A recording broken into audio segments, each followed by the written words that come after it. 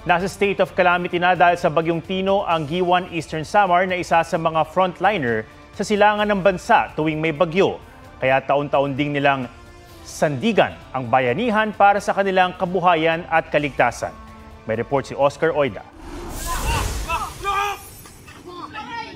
Bago pa man tamaan ng bagyong Tino ang Giwan Eastern Samar, ipinamalas na ng mga mangingisda sa Barangay Taytay ang bayanihan.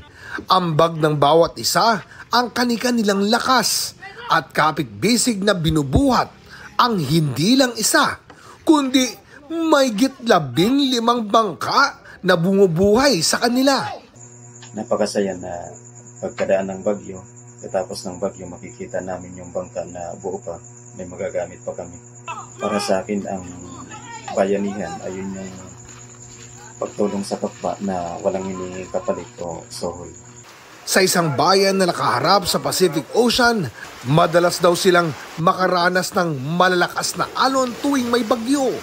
Kaya bago pa man dumating ang unos, kumikilos na agad ang mga residente ng Barangay Taytay.